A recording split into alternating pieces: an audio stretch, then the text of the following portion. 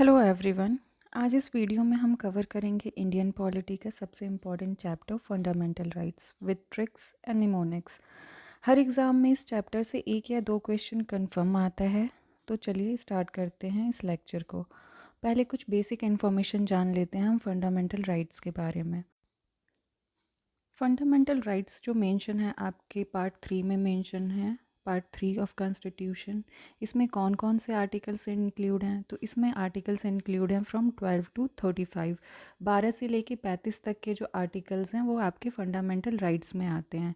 ये कहाँ से लिया गया है? तो ये आपके यूएसए के कॉन्स्टिट्यूशन से लिया गया है। ये तीनों पॉइंट्स काफ़ी ज़्यादा इंपॉर्टेंट है। चलिए अब बेसिक इन्फॉर्मेशन ले लेते हैं इन आर्टिकल्स के बारे में। आर्टिकल 12 जो है आपका क्या बताता है? तो वो स्टेट को डिफ़ाइन करता है कि स्टेट के अंदर कौन कौन से इंस्टीट्यूशन आएंगे। आर्टिकल 13 आपको क्या बताता है? वो ये बताता है कि कोई भी लॉ अगर वो आपके फंडामेंटल राइट्स को लेता है या फंडामेंटल राइट्स के साथ छेड़खानी करता है या उसको ब्रीच करता है या उसके अगेंस्ट है तो वो नल एंड वॉइड होगा। देन आपका आता है आर्टिकल 14। आपका मेनली जो फंडामेंटल राइट्स है आर्टिकल 14 से स्टार्ट होता है। नेक्स्ट स्लाइड में हम जानेंगे फंडामेंटल राइट्स के पार्ट के बारे में। आइए जानते हैं फंडामेंटल राइट्स के पार्ट के बारे में। फंडामेंटल राइट्स के पार्ट को हम याद करने की कोशिश करेंगे अपने फिंगर्स के थ्रू। तो आप अपने फिंगर्स में सबसे पहले हमारा आता है थंब। थंब जो है हमारा बाकी फिंगर्स के कंपैरिजन सबसे ज़्यादा नीचे है, तो ये इक्वालिटी की डिमांड करता है। तो सबसे पहला पार्ट हो गया राइट टू इक्वालिटी।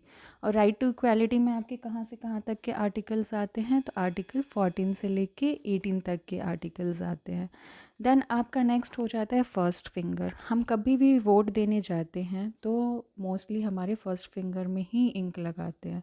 तो वहाँ हमारे पास फ्रीडम होता है, हमारे पास चॉइस होती है कि हम किसी भी पार्टी को वोट कर सकते हैं। तो जो फर्स्ट फिंगर है वो आपका शो करती है कि राइट टू फ्रीडम है आपके पास। और राइट टू फ्रीडम आपके कौन से आर्टिकल में मेंशन है? तो आर्टिकल 19 से लेके 22 में आपका मेंशन है राइट टू फ्रीडम। नेक्स्ट आपका आ गया मिडिल फिंगर। मिडिल फिंगर हमेशा एक्सप्लॉयटेशन के लिए यूज़ होता है। कभी भी आप किसी को मिडल फिंगर शो करते हैं इट मीन्स आप उसको एक्सप्लॉइट कर रहे हैं। तो राइट अगेंस्ट एक्सप्लॉयटेशन जो है वो थर्ड पार्ट में मेंशन है। और इसमें कौन कौन से आर्टिकल्स हैं? तो इसमें आर्टिकल 22 और 23 हैं। देन नेक्स्ट आपका आता है ring finger. Ring finger mostly आपके रिलीजियस सेरेमनी वगैरह में यूज़ होता है। कभी भी आप तिलक वगैरह लगाते हैं तो अपने रिंग फिंगर से ही लगाते हैं। तो नेक्स्ट आपका जो हो जाएगा fourth part right to freedom of religion हो जाएगा। इसमें कहाँ से कहाँ तक के आर्टिकल्स आते हैं? 25 से लेके 28 तक का आर्टिकल आता है। नेक्स्ट आपका सबसे लास्ट में आपकी सबसे स्मॉल फिंगर आती है जो कि सबसे ज़्यादा वीक है। और इंडिया में एजुकेशनल सिस्टम भी सबसे ज़्यादा वीक है। तो आपका फिफ्थ पार्ट हो जाएगा कल्चरल एंड एजुकेशनल राइट का, जिसमें कि आपके राइट्स जो हैं 29 और 30, आर्टिकल 29 और 30 हैं। नेक्स्ट आपका आ जाएगा जब आपके सारे फिंगर्स इकट्ठे हो जाते हैं तो ये आप काइंड ऑफ थप्पड़ बन जाता है। किसी ने सपोज़ आपको थप्पड़ लगा दिया तो आप कॉन्स्टिट्यूशनल रेमेडी के लिए सुप्रीम कोर्ट के पास जाते हैं। तो नेक्स्ट पार्ट जो आपका हो जाएगा राइट टू कॉन्स्टिट्यूशनल रेमेडी हो जाएगा। और इसमें जो आर्टिकल मेंशन है आर्टिकल 32 है। इसमें केवल एक ही आर्टिकल है। किसमें कितने आर्टिकल्स आते हैं उसको याद करने का निमोनिक है 54242। आप इससे याद कर सकते हैं। पहले पार्ट में आपके 5 आर्टिकल्स हैं 14, 15, 16, 17, 18। नेक्स्ट पार्ट में आपके 4 आर्टिकल्स हैं सेकंड पार्ट में जो कि 19 से लेके 22 तक के हैं। देन थर्ड पार्ट में आपका जो है 2 आर्टिकल है 23 एंड 24। उससे नेक्स्ट पार्ट में फोर्थ पार्ट में आपका फिर से 4 आर्टिकल है 25, 26, 27, 28। देन उससे नेक्स्ट पार्ट में जो आपका है 2 आर्टिकल्स हैं 29, 30। इस तरीके से आप याद रख सकते हैं। चलिए अब एक एक पार्ट को हम डिटेल में जान लेते हैं। पहला जो पार्ट है वो राइट टू इक्वालिटी का पार्ट है। इसमें जो आर्टिकल्स हैं 14 से लेके 18 तक है। हमारा आर्टिकल 14 क्या बताता है? आर्टिकल 14 बताता है इक्वालिटी बिफोर लॉ। जितने भी लॉ हैं उसके सामने कोई भी इंडिविजुअल है वो इक्वल होगा, कोई अमीर कोई गरीब नहीं होगा, सबको इक्वली ट्रीट किया जाएगा। नेक्स्ट हमारा आर्टिकल है आर्टिकल 15। ये क्या करता है? प्रोहिबिट करता है डिस्क्रिमिनेशन को, किसी भी टाइप की नहीं, केवल ये 5 टाइप के बेसिस पे आप डिस्क्रिमिनेशन नहीं कर सकते हो किसी भी पब्लिक प्लेस पे, जैसे कि religion, race, caste, sex, place of birth. इस बेसिस पे आप कहीं पे भी डिस्क्रिमिनेशन नहीं कर सकते हो। नेक्स्ट हमारा आर्टिकल आता है आर्टिकल नंबर 16। आर्टिकल 16 क्या है? Equality of opportunity in matter of public employment है। सबको, सारे इंडिविजुअल को इक्वली अपॉर्चुनिटी दी जाएगी पब्लिक एम्प्लॉयमेंट में। और इसी आर्टिकल का जो एक्सेप्शन है वो रिजर्वेशन है। रिजर्वेशन आर्टिकल 16 का एक्सेप्शन है। देन आपका आता है आर्टिकल 17। ये क्या करता है? अनटचेबिलिटी को एबॉलिश करता है। आप इसको 17 से याद रख सकते हैं। 17 मीन्स सताया हुआ। सताते किसको है? अनटचेबल्स को ही मोस्टली लोग सताते थे और अभी भी सताते हैं अनटचेबिलिटी के नाम पे बहुत सारे लोगों को। तो 17 से सताते हैं किसको? अनटचेबल को। तो आर्टिकल 17 में क्या है? एबोलिएशन ऑफ अनटचेबिलिटी है। नेक्स्ट आपका आर्टिकल है आर्टिकल नंबर 18। 18 क्या होता है? एबॉलिशमेंट ऑफ टाइटल। किसी भी टाइप का टाइटल जो है, राजा साहब है, राय बहादुर है, वो अब वैलिड नहीं है, आप अपने नाम के आगे नहीं लगा सकते हो। देन आपका नेक्स्ट पार्ट है right to freedom. Right to freedom में आपका आर्टिकल 19 से लेके 22 तक है। आर्टिकल 19 क्या है? ये प्रोटेक्ट करता है आपके 6 फ्रीडम को, जिसमें कि इंक्लूड है speech, expression, assembly, association, movement and profession. इसको आप निमोनिक से याद रख सकते हो, सिया MRP। CMRP में फर्स्ट हो गया speech and expression, assembly, association, movement, residence and profession. ये आपकी जो 7 चीज़ें हैं ये आर्टिकल 19 में इंक्लूड है। यूके PCS 2025 में ये क्वेश्चन आया हुआ है कि आपका जो राइट टू प्रोफेशन और रेजिडेंस है वो कौन से आर्टिकल के अंदर आता है। तो अब किसी भी एग्ज़ाम में बहुत डिटेल में जाके क्वेश्चन अब पूछने लग गए हैं, इस वजह से आपका कोई भी टॉपिक डिटेल में कवर करना बहुत ज़्यादा इम्पोर्टेंट है। नेक्स्ट आपका आता है आर्टिकल 20। आर्टिकल 20 क्या बताता है? Protection in respect to conviction of for offence. किसी भी ऑफेंस में, किसी भी गिल्टी में अगर आपको कन्विक्ट कर लिया गया है तो हर एक इंडिविजुअल के पास कुछ राइट्स होते हैं, उस राइट को बताता है आर्टिकल 20। नेक्स्ट आपका जो है आर्टिकल 21 है और ये बहुत ज़्यादा इंपॉर्टेंट है। आपसे सीधे सीधे क्वेश्चन पूछ लेगा लाइफ एंड पर्सनल लिबर्टी कौन से आर्टिकल में मेंशन है। तो लाइफ एंड लिबर्टी जो है, पर्सनल लिबर्टी, आपका आर्टिकल 21 में मेंशन है। नेक्स्ट आपका आता है आर्टिकल 21A। 21A जो है वो राइट टू एजुकेशन है। 21A कहीं पे भी कैपिटल लेटर आई इंक्लूड होता है, उसका मतलब होता है कि वो शुरू से कॉन्स्टिट्यूशन में नहीं था, उसको किसी अमेंडमेंट के थ्रू इंक्लूड किया गया है कॉन्स्टिट्यूशन में। तो इसको इंक्लूड किया गया था 86 कॉन्स्टिट्यूशनल अमेंडमेंट एक्ट के थ्रू 2002 में।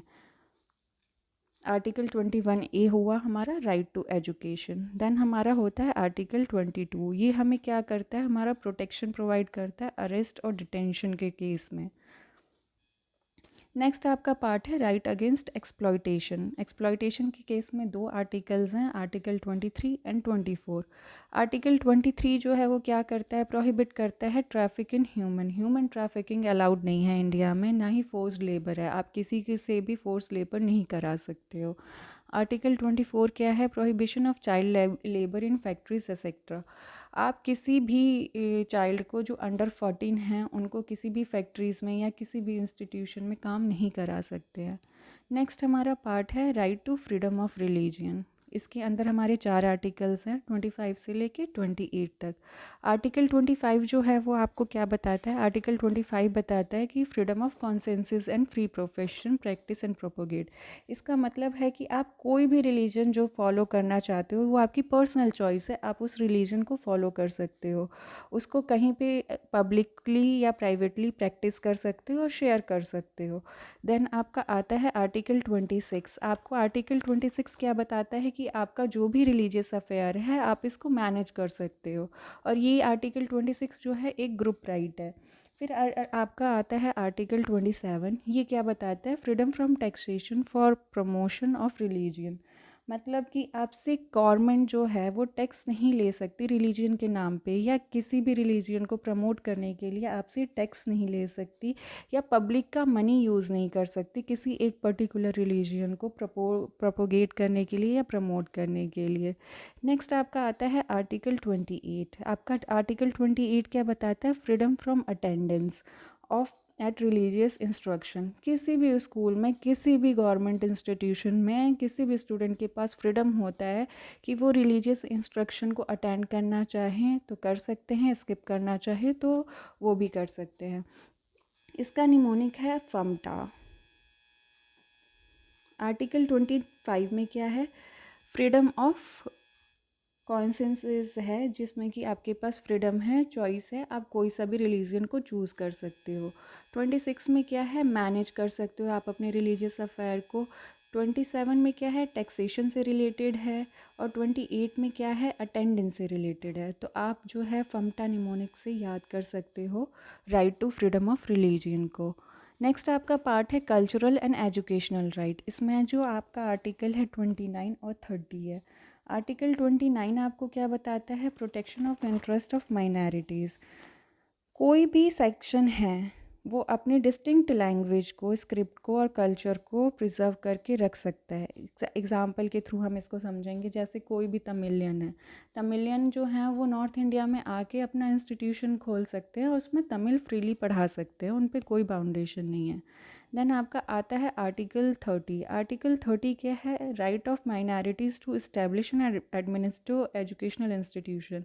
कोई भी माइनॉरिटी है वो अपना एजुकेशनल इंस्टीट्यूशन खोल भी सकता है। उसको कैसे मैनेज करना है, उसमें कौन से टीचर्स रखने हैं, क्या चीज़ें करनी है, कौन कौन से चीज़ों को अप्लाई करना है, वो खुद मैनेज कर सकते हैं। इसमें कोई भी स्टेट का इंटरफेरेंस नहीं होगा। नेक्स्ट आपका आता है राइट टू कॉन्स्टिट्यूशनल रेमेडीज़, और इसमें आपका आता है आर्टिकल 32। ये क्या आपको प्रोवाइड करता है कि अगर आपके फंडामेंटल राइट्स को किसी भी तरीके से कोई ब्रीच कर रहा है तो आप डायरेक्टली सुप्रीम कोर्ट के पास जाके अप्लाई कर सकते हो, और सुप्रीम कोर्ट जो है वही आपका फंडामेंटल राइट्स का गार्जियन है। इसमें एक और इम्पॉर्टेंट पॉइंट है कि आर्टिकल जो 15, 16, 19, 29 और 30, आप इसको हिंदी काउंटिंग के थ्रू ही याद रखेंगे क्योंकि ये राइम सा बन जाता है। 15, 16, 19, 29, 30, इसको आप 10 से 12 बार बोलेंगे तो ये रिदमिक आपके माइंड में आ जाएगा और आपको याद हो जाएगा। 15, 16, 19, 29 जो आर्टिकल हैं ये केवल इंडियन सिटीजन्स के लिए अवेलेबल है। इसे केवल इंडियन सिटीजन्स ही अवेल कर सकते हैं, फॉरेनर्स नहीं कर सकते। तो चलिए बस फंडामेंटल राइट्स में इतना ही। इस वीडियो की पीडीएफ को डाउनलोड करने के लिए आप ज्वाइन कर सकते हैं टीजी चैनल, जिसका कि लिंक आपको डिस्क्रिप्शन में प्रोवाइड किया गया है। अगर आपको किसी भी टॉपिक पे कोई रिलेटेड वीडियो चाहिए या कोई सजेशन हो तो प्लीज़ कमेंट सेक्शन में जाके कमेंट करिए, and please like, share and subscribe my channel. Thank you so much.